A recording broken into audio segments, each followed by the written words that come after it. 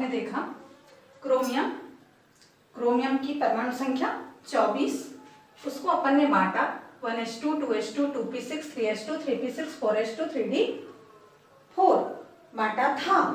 फिर मैंने आपको बताया था कि यहाँ पर ये जो पोर्शन है 4s2 और 3d4 ये गलत है। सही क्या है? तो 4s1 और 3d5। इसके लिए, इसको जानने के लिए मैं एक बार फिर से पदार्थ आपका किसमें बटा होता है? अणुओं में। अणु किसमें बंटते हैं? परमाणुओं में। परमाणु किसमें बंटते हैं? तो इलेक्ट्रॉन, प्रोटॉन और न्यूट्रॉन में। प्रोटॉन और न्यूट्रॉन कहाँ रहते हैं?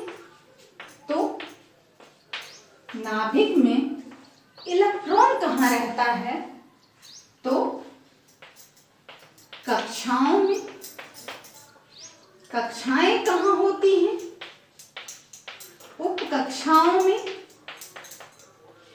उप कक्षाएं कहाँ होती हैं? तो कक्षक में। और चलिए, यानी इलेक्ट्रॉन कक्षाओं में। कक्षाएं किसमें बटे होते हैं? उप कक्षाओं में। उप कक्षाएं किसमें बटी होती हैं? कक्षक में। ठीक, इसको हम इस प्रकार से भी लिख सकते हैं। कैसा? तो उल्टा कर दें। इलेक्ट्रॉन कहाँ होते हैं? तो कक्षक। कक्षक कहाँ होता है? तो उपकक्षक। उपकक्षा कहाँ होता है? तो कक्षा में। अब एक बार फिर से याद दिला दूं कि जो कक्षा हमने पढ़ा था वो था 1 2 3 4। जो उपकक्षा अपन ने पढ़ा था वो था S P D और F। अब हमें इसको किसमें बांटना है? तो कक्षक में। S में कुल 2 इलेक्ट्रॉन होते हैं और एक कक्षक में कुल 2 इलेक्ट्रॉन आ सकते हैं। फिर से ध्यान दीजिए, S2 अपन लिखते आए हैं। S में केवल 2 इलेक्ट्रॉन हो सकते हैं और एक कक्षक में भी 2 इलेक्ट्रॉन ही होते हैं। तो S को और कक्षक में बदलने की या बंटने की आवश्यकता नहीं होती है। तो S उपकोष में कक्षक की संख्या केवल 1 होती है। P में इलेक्ट्रॉनों की संख्या 6 होती है। तो अगर इन 6 इलेक्ट्रॉनों को हम बांटे, जैसा कि अभी अभी मैंने बताया कि एक कक्षक में केवल 2 इलेक्ट्रॉन हो सकते हैं, एक कक्षक में केवल 2 इलेक्ट्रॉन हो सकते हैं। P में 6 कक्षक हैं, P में 6 इलेक्ट्रॉन हैं, तो उसके लिए हमें 3 कक्षक की आवश्यकता होगी। ठीक ऐसे ही D में 10 इलेक्ट्रॉन हैं, तो हमें D में 5 कक्षक की आवश्यकता होगी। F में 14 इलेक्ट्रॉन आते हैं, तो हमें F में 14 इलेक्ट्रॉन यानी कि 7 कक्षक की आवश्यकता होगी। यहां तक किसी को कोई दिक्कत नहीं होगी। आपने देखा S में 2 इलेक्ट्रॉन, 1 कक्षक, P में 6 इलेक्ट्रॉन, 3 कक्षक, D में 10 इलेक्ट्रॉन, 5 कक्षक और F में 14 इलेक्ट्रॉन, 7 कक्षक होते हैं। क्लियर है? कोई दिक्कत नहीं। चलिए अब हम इन कक्षकों को यहां बांटे। क्लियर? ठीक। वैसे इनकी आकृतियां तो आकृतियां मैं अतिव्यापन और संकरण के समय पढ़ाऊंगी। अभी अपन कक्षक को एक डब्बा या एक खाना, एक सेल के रूप में देखें जिसमें कि 2 इलेक्ट्रॉन उपस्थित होते हैं। ठीक, तो चलिए इनको मान के चलो हम ये क्रोमियम की ही बात करें, कॉपर की बात ना करके चलो हम फिर से कैल्शियम या फिर किसी छोटे तत्व की बात कर लें। तो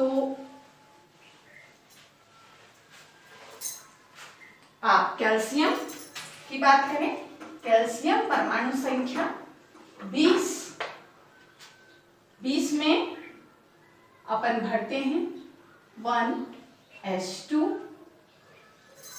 पहले बोहर के नियम से लिख लें, थोड़ा सा रिवाइज हो जाएगा। अब कोई दिक्कत नहीं है हमको भरने में। 2 8 8 और 2 आप देख रहे हैं स्पष्ट, पहली कक्षा में 2 इलेक्ट्रॉन, दूसरे में 8, तीसरे में 8 और चौथे में 2। अब हम इसको ऑफ के अनुसार देखें तो 1s2 पहली कक्षा पूर्ण, 2s2 2p6 दूसरी कक्षा पूर्ण, 3s2 3p6 तीसरी कक्षा पूर्ण, 4s2 चौथी कक्षा पूर्ण तो नहीं बोल सकते, हाँ यहाँ पर चौथी कक्षा में जितने इलेक्ट्रॉन थे वो सब भर गए। ठीक, अब हम इनके कक्षक बनाएंगे। यहाँ पर कक्षा कौन है तो ये 1 2 3, ये 1 2 2 3 3 और ये 4, ये नंबर ऑफ सेल यानी कि कक्षा की संख्या। उसके बाद हम आगे बढ़ते हैं तो उपकक्षा कौन है तो यहाँ पर S S P S P S, ये क्या कहलाए उपकक्षा। अब हमको इनको किसमें बांटना है तो कक्षक में। S के लिए उपकक्षा कितने 1, फिर से ध्यान दीजिए S के लिए उपकक्षा 1, P के लिए उपकक्षा 3, D के लिए उपकक्षा 5, F के लिए उपकक्षा 7। क्योंकि ये सभी को समझना है इसलिए मैं उसी लेवल तक समझाऊंगी, ज्यादा डिटेल में नहीं जाऊंगी फिर से। चलिए तो S के लिए हमें केवल एक कक्षक, क्योंकि इसके पास 2 ही इलेक्ट्रॉन हैं तो 2 इलेक्ट्रॉन भरने के लिए एक कक्षक पर्याप्त है और हमने इसके लिए एक कक्षक बनाया। अब यहाँ भी S है तो इसके लिए भी हम एक ही कक्षक बनाएंगे, क्योंकि इसके पास भी 2 इलेक्ट्रॉन है या इसमें भी 2 इलेक्ट्रॉन आ सकते हैं। हम P की बात करें तो P में 6 इलेक्ट्रॉन हैं, उसके लिए हमें 3 कक्षक की आवश्यकता पड़ेगी। क्लियर? ठीक। अब हम यहाँ पर फिर से S2 की बात करें तो फिर से हमें एक ही कक्षक की आवश्यकता होगी। हम P6 की बात करें तो हमें फिर से 3 कक्षक की आवश्यकता होगी और फिर हम 4s की बात करें तो हम केवल एक ही कक्षक बनाएंगे। कोई दिक्कत? फिर से देख लीजिए, थोड़ा सा नया है, ये अभी आपने पहले नहीं पढ़ा हुआ है, हल्का सा ध्यान देंगे, कोई बड़ा काम नहीं है। 2 इलेक्ट्रॉन के लिए एक कक्षक। एक बात जो कि बहुत ही आवश्यक है ध्यान देने वाली, इलेक्ट्रॉन उसमें हो और चाहे ना हो कक्षक बनाना ही है। भले हमारे 3p में 6 ना हो के 2 इलेक्ट्रॉन हो, लेकिन इसके बावजूद इसके जो कक्षक बनेंगे उसकी संख्या 3 होगी। फिर से सुनिए, इलेक्ट्रॉन इसमें हो चाहे ना हो लेकिन कक्षक बनेंगे। वो अभी हम आगे के उदाहरण में स्पष्ट कर देते हैं। अभी हम इलेक्ट्रॉन भर लें। इलेक्ट्रॉन भरने के जो तरीके हैं उसमें इलेक्ट्रॉन अपन ऐसा गोलों में भरते हैं, ये कक्षा बनी और ऐसे ऐसे ऐसे अपन इलेक्ट्रॉन भर लिए थे। ठीक है, इलेक्ट्रॉन भरने के लिए अपन इस तरह से तीर का भी इस्तेमाल कर सकते हैं। इलेक्ट्रॉन भरने के लिए अपन इस तरह से भी तीर का इस्तेमाल कर सकते हैं। ठीक, अब आप सोच रहे होंगे कि जब तीर का ही इस्तेमाल करना है, तीर के निशान का इस्तेमाल करना है, तो हम इलेक्ट्रॉन इसी तरह से भर दें या इसी तरह से भर दें। तो इसके लिए भी थोड़ा सा क्या कहते हैं ये जानना जरूरी है कि इलेक्ट्रॉन, एक कक्षक में रहने वाला इलेक्ट्रॉन एक सा नहीं होता। एक उनका जो घूर्णन की दिशा होती है, एक की दक्षिणावर्त, एक की वामावर्त। अगर वो दोनों एक से होंगे तो वो स्थायी नहीं होंगे, वो एक दूसरे को प्रतिकर्षित करते रहेंगे। वो दोनों विपरीत नेचर वाले इलेक्ट्रॉन ही एक कक्षक में उपस्थित रह सकते हैं। इसलिए एक का रोटेशन जो है वो क्लॉकवाइज यानी कि दक्षिणावर्त जाएगा और दूसरे का रोटेशन वामावर्त यानी एंटी क्लॉकवाइज जाता है। ये इस तरह से घूर्णन करता है और ये इस तरह से घूर्णन करता है। इसलिए जितने भी कक्षक में आप इलेक्ट्रॉन डालेंगे, अगर आप इस तरह से डालते हैं तो भी सही है, इस तरह से डालते हैं तब भी सही है, लेकिन अगर इसी तरह से या फिर दोनों तीर का निशान एक ही तरफ कर देंगे तो गलत हो जाएगा, क्योंकि इस प्रकार से इलेक्ट्रॉन स्थायी नहीं रह सकता है। अब हम आगे बढ़ते हैं। तो आपने 1s2 के दोनों इलेक्ट्रॉन भर लिए, ठीक इसी तरह से 2s2 के दोनों इलेक्ट्रॉन भरेंगे, ठीक इसी तरह से 2p6, ठीक 2p6 थोड़ा सा ध्यान दीजिएगा 2p6 को मैं कैसे भर रही हूं। तो 2p6 6 इलेक्ट्रॉन हैं, हम भी अंदाजा लगा सकते हैं सभी में 2-2 इलेक्ट्रॉन भरे जाएंगे, सबको 2-2 इलेक्ट्रॉन मिलने वाला है। लेकिन अपन ऐसा नहीं भरेंगे। कैसा भरेंगे? तो सबसे पहले एक एक इलेक्ट्रॉन ही भरे जाएंगे। ये हो गया 2p6 का 1 2 3 इलेक्ट्रॉन। अब फिर ये चौथा, ये पांचवा और ये छठवां इलेक्ट्रॉन। ठीक, अब हम 3s2 की बात करें तो 3s2 में 2 इलेक्ट्रॉन और आपने फिर विपरीत चक्रण के आधार पर यहां भी आप देख लीजिए, एक जो पहला इलेक्ट्रॉन भरा वो सब दक्षिणावर्त गया, दूसरा इलेक्ट्रॉन भरा वो सब वामावर्त है। ठीक, इस बात का ध्यान देना है। फिर हम 3p6 की बात करें तो फिर बिल्कुल वैसे ही एक एक इलेक्ट्रॉन करके तीनों में पहले एक एक भर देंगे और उसके बाद फिर इसके दूसरे इलेक्ट्रॉन को इसमें भरेंगे। क्लियर है? 4s2 2 इलेक्ट्रॉन आना है तो एक इलेक्ट्रॉन और फिर ये दूसरा इलेक्ट्रॉन। ठीक, तो ये तो थी कैल्शियम की उदाहरण। अब अपन अगर हाइड्रोजन की बात करें तो हाइड्रोजन की बात करें तो हाइड्रोजन परमाणु संख्या 1 लिखा आपने 1s1 और यहाँ पर कुछ नहीं, एक डब्बा बनाया और एक इलेक्ट्रॉन इसमें भर दिया। हम हीलियम की बात करें तो हीलियम परमाणु संख्या 2 आपका भरा 2s2 के लिए चूंकि s उपकोष है, सॉरी 1s2 में एक ही उपकोष s है, s के एक ही कक्षक बनेंगे और उस कक्षक में ये दोनों इलेक्ट्रॉन इस प्रकार से भर दिए जाएंगे। फिर हम आगे बढ़े, मान के चलो हम सोडियम में चलते हैं तो सोडियम की परमाणु संख्या 11 में आपने भरा 1s2 2s2 2p6 और 3s1।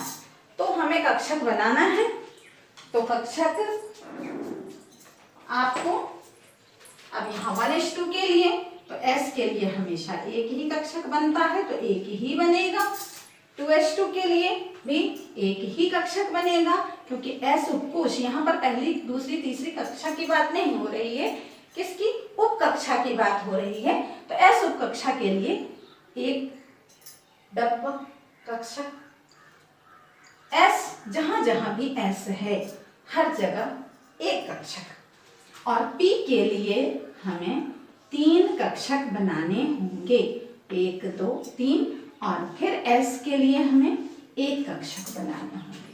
ठीक, अब हम यहाँ पर ये इलेक्ट्रॉन 1s2 का, ये इलेक्ट्रॉन 2s2 का, ये इलेक्ट्रॉन हम 2p का पहले एक एक और फिर उसको डबल करेंगे और फिर 3s में 1 में एक ही इलेक्ट्रॉन है तो हम एक ही इलेक्ट्रॉन भरेंगे। क्लियर है? राइट। अब जो एक बात और बतानी है आपको वो है, ये समझ गए आप, हाइड्रोजन से लेके 118 तक आप किसी भी तत्व का इलेक्ट्रॉनिक विन्यास लिखेंगे। कैसे? तो सबसे पहले तो 2 8 2, यानी कि बोहर के अनुसार। दूसरा 1:2, 2:2, 2p6, 3:2 अभाव के अनुसार। तीसरा इस तरह से कक्षकों में इलेक्ट्रॉन भरना, जो कि ये हुंड का नियम है। अभी हम थोड़ी देर से बताएंगे आपको। पहले आप ये भरना कैसे है ये देख लीजिए, और उसके बाद फिर हम आपको हुंड का नियम इसी पर बता देंगे, ठीक है। और वो मोस्ट इम्पोर्टेंट, बहुत ही महत्वपूर्ण है, चाहे आप अभी पढ़ो चाहे कॉलेज में भी, यानी हर जगह इस नियम की आवश्यकता। और ये चीज अगर आपके समझ में नहीं आया तो कम से कम 11वीं 12वीं की रसायन शास्त्र आपके बिल्कुल पल्ले नहीं पड़ेंगे।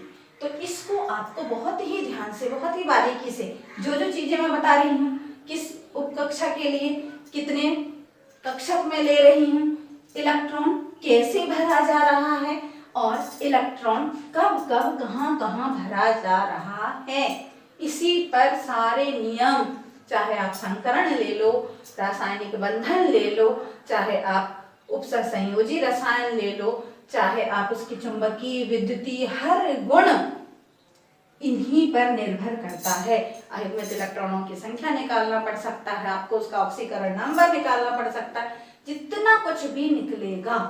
तो इसलिए मैं सबसे पहले डायरेक्ट अभाव के बाद हुंड के नियम पर आ गई हूँ, क्योंकि ये अगर आप समझ कर रखेंगे तो आपको आगे सारे नियम समझ में आ जाएंगे और सारी बातें भी समझ में आएंगी। चलिए, तो ये था सोडियम का। चलिए अब आगे बढ़ते हैं, एक डी वाला उदाहरण ले लेते हैं। डी यानी कि डी वाला उदाहरण। तो डी वाले से तात्पर्य वह है कि जब आपने इलेक्ट्रॉनिक विन्यास लिखा था तो जिसके अंतिम इलेक्ट्रॉन डी उपकोष में गए तो वो उसको हम डी वाला बोलेंगे, पी में गए पी वाला बोलेंगे, एस में गया एस वाला बोलेंगे, एफ में जाए एफ वाला, ठीक है। तो एक डी और एक एफ का ले लेते हैं तो वो क्लियर हो जाएगा, ठीक है। अब हम लेते हैं डी में से मान के चलिए वही मैंगनीज का उदाहरण ले लें, Mn परमाणु संख्या 25, 1s2, 2s2, 2p6, 3s2, 3p6, 4s2, किसी को कोई डाउट नहीं है। फिर आपका 3d5 हो गए 25, 2 2 4 6 4 10, 2 12, 6 18, 2 20, 5 25। अब हम इनके कक्षक बनाते हैं। कक्षक कैसे?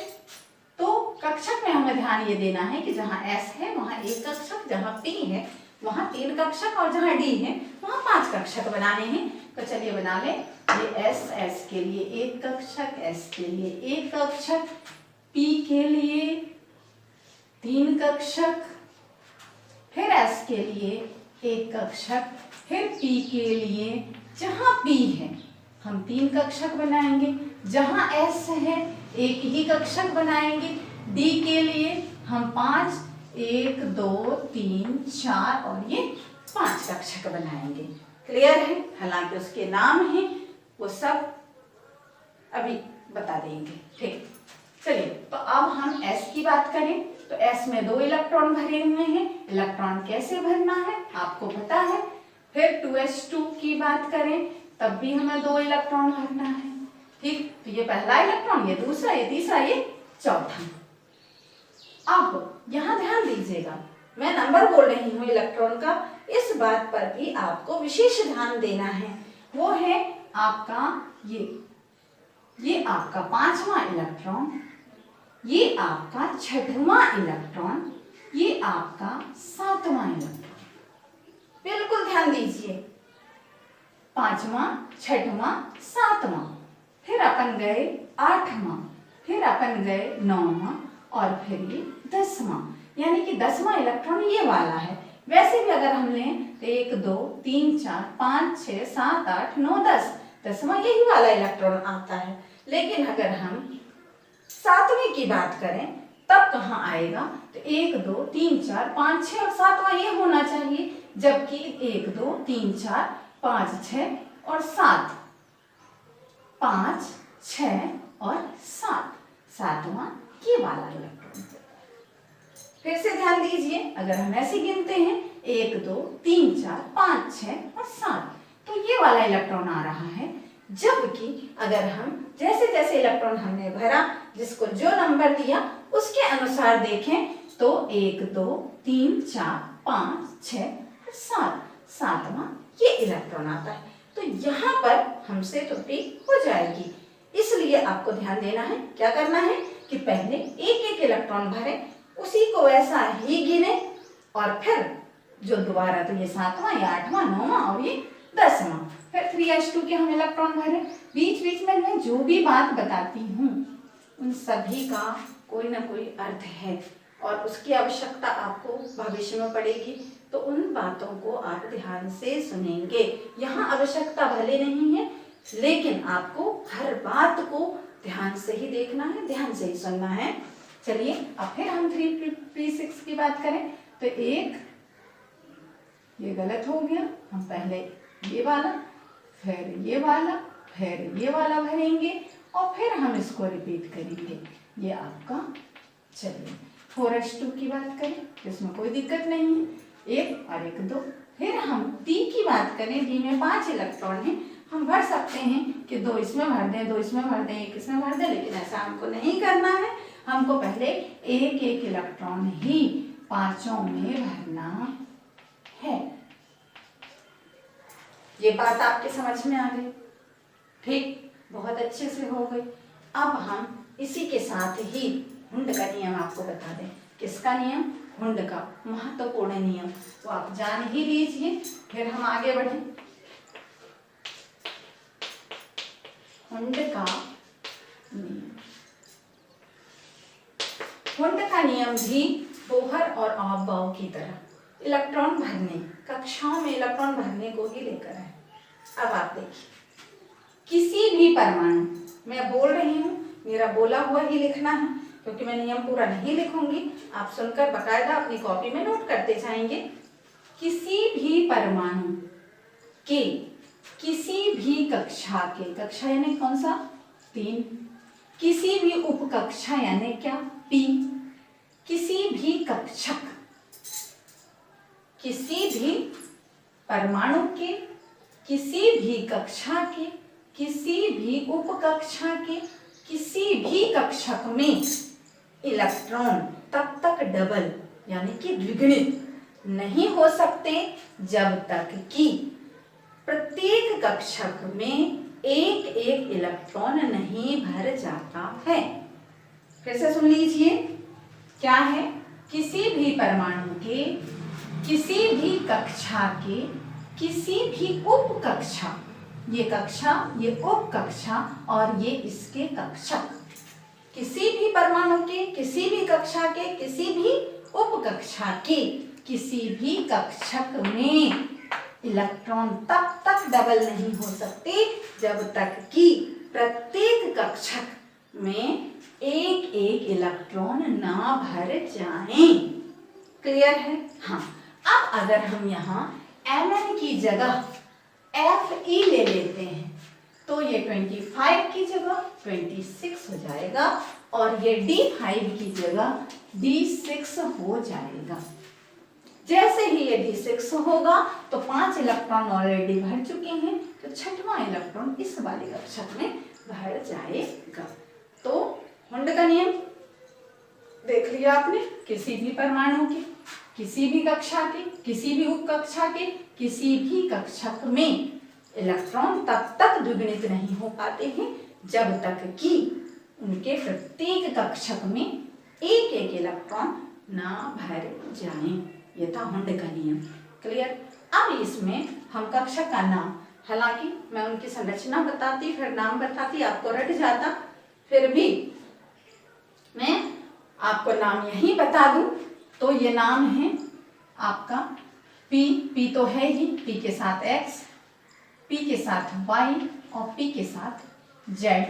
ये होता है D XY T Y Z, फिर D एक्स जेड, फिर D X square Y square, और ये पांचवा होता है डी जेड स्क्वायर। ये इनके नाम हैं। क्लियर है? कोई दिक्कत नहीं। चलिए अब आपको हमें जो बताना था कि कॉपर में हमने D10 क्यों भरा और क्रोमियम में हमने D5 क्यों भरा। तो उसके लिए नियम है अर्धपूरित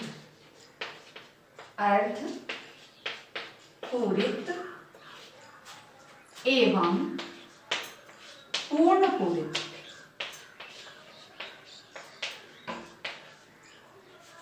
पूर्णपूरित उपकोशों या उपकक्षाओं भी बोल सकते हैं। उपकोशों का स्थायित्व।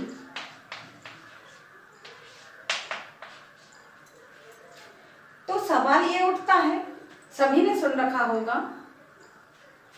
99 का फेर। 99 का फेर क्या होता है?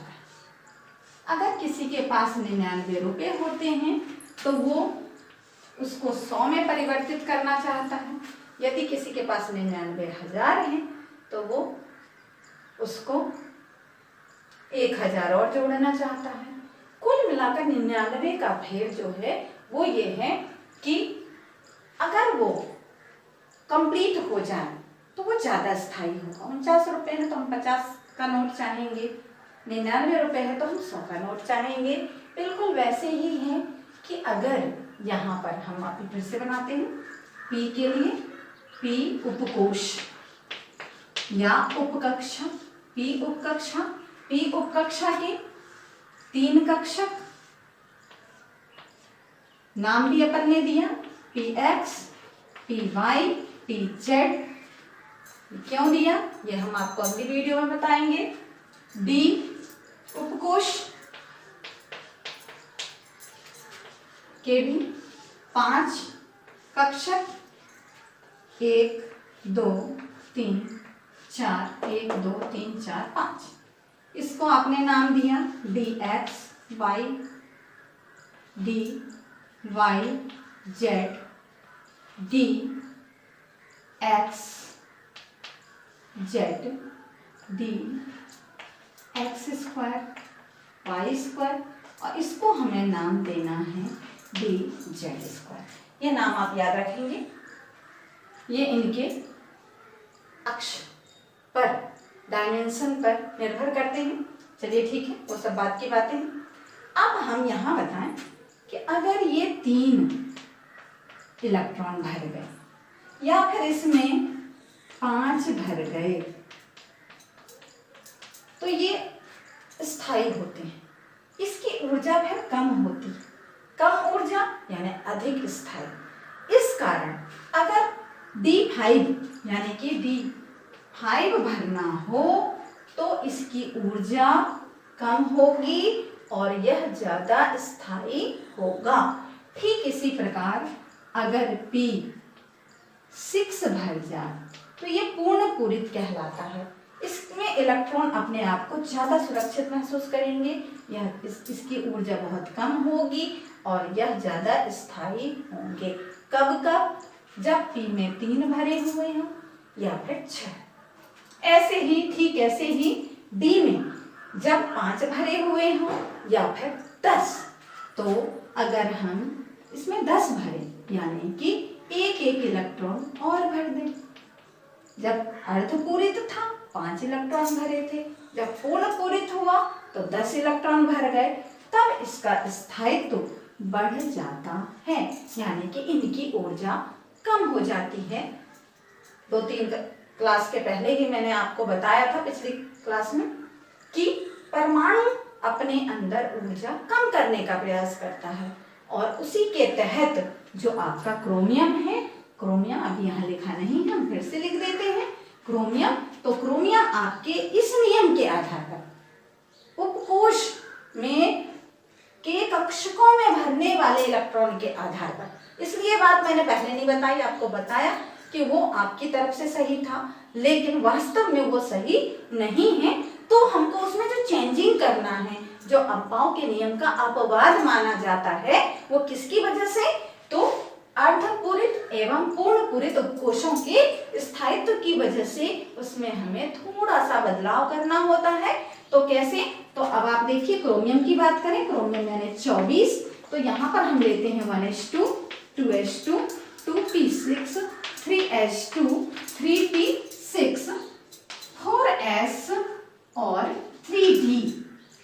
4s पहले भरा जाएगा, 3d बाद में। लेकिन अब यहाँ पर क्या नियम हो गया कि चूंकि 3d अगर 5 भर जाए, 3d अगर 5 भर जाता है तो ये इससे अधिक स्थायी हो जाना है, ठीक, या फिर इसकी ऊर्जा कम हो जाना है। तो 4s में केवल 1 इलेक्ट्रॉन भरे जाएंगे और d में 5 इलेक्ट्रॉन भर जाएंगे। किस में, क्रोमियम में। क्रोमियम के अलावा जो उसके पहले थे, स्कैंडियम था, टाइटेनियम था, वेनेडियम था, उसमें ऐसा कोई नियम लागू नहीं होगा। उसके बाद भी मैंगनीज है, आयरन है, निकेल है, कोबाल्ट है, इन सब में ऐसा कोई नियम लागू नहीं होगा, जिंक में आवश्यकता नहीं है। लेकिन अगर हम कॉपर की बात करें तो कॉपर आपका 29, तो वहां भी यही नियम लागू होगा। यहाँ पर आपका भरता है 1s2, 2s2, 2p6 है, 3s2 बिल्कुल सेम ऐसे ही भरना है, 3p6, फिर 4s1 भर जाएगा और 3d जो कि अपन ने 9 भरे हुए थे वो किस में कन्वर्ट हो जाएगा, 3d10 में, राइट। तो ये बात जानना, हमेशा परीक्षा में आपको बिल्कुल ना पूछेंगे कि स्कैंडियम का इलेक्ट्रॉनिक विन्यास लिखो, वो यही जानना चाहेंगे कि आपसे कॉपर और क्रोमियम के इलेक्ट्रॉनिक विन्यास बनते हैं कि नहीं, और ये बनने के लिए आपको वो ये इन्हीं का इलेक्ट्रॉनिक विन्यास ऑफ के नियम के आधार पर लिखिए, ऑफ के नियम के आधार पर लिखिए। तिमाही हो, छमाही हो, कंपटीशन हो, कोई भी एग्जाम हो, आपको ये प्रश्न आपसे पूछ दिया जाता है, तो इसके उत्तर आपको बनने चाहिए। क्लियर है, तो ये आपका क्लियर होगा। इसके बाद अब जो अगली वीडियो होगी आपकी, या अगला लेक्चर जो आप अटेंड करेंगे, उसमें अब हम वैसे चूंकि इसके बाद हम पॉली का अपवर्जन नियम समझा देते, बहुत अच्छे से बन जाती, लेकिन वो हम क्वांटम संख्या के बिना नहीं बता सकते, और क्वांटम संख्या हम बताने लगेंगे तो बीच में 11वीं का पूरा टॉपिक आ जाएगा। इसलिए हम चाहते हैं कि 12वीं वाले भी अपने टॉपिक पर आ जाए, 11वीं वाले अपने पे आ जाए। तो उसके लिए अब हम आपको आवर्त सारणी और तत्वों की आवर्तिता, ताकि आप परमाणु त्रिज्या, आयनिक त्रिज्या, आयनन विभव, इन सब चीजों को समझने लगे, तो सारे तत्वों के गुणों के बारे में, जो अपने 118 तत्व हैं, उनके भौतिक रासायनिक गुण क्यों परिवर्तित हैं, कैसे हैं, क्या है, ये सब बातें आपको बहुत अच्छे से समझ में आने लगेंगी। क्लियर है, तो अब जो हम पढ़ेंगे तो वो है आपकी आवर्त सारणी। ओके, तो चलिए, ये इतनी बातें आपसे बहुत अच्छे से बननी चाहिए। आपको ये उत्तर भी मिल गया कि क्रोमियम में और कॉपर में ये फर्क क्यों है। इसी तरह से अर्जेंटम में भी आ जाएगा, अर्जेंटम यानी सिल्वर 47, ठीक। तो ये गुण ऐसे क्यों हैं, या इनका इलेक्ट्रॉनिक विन्यास ऐसा क्यों लिखा जाता है, या आपका 3d5 की जगह जब आप 4 लिखते हैं तो वो गलत क्यों हो जाता है। ओके।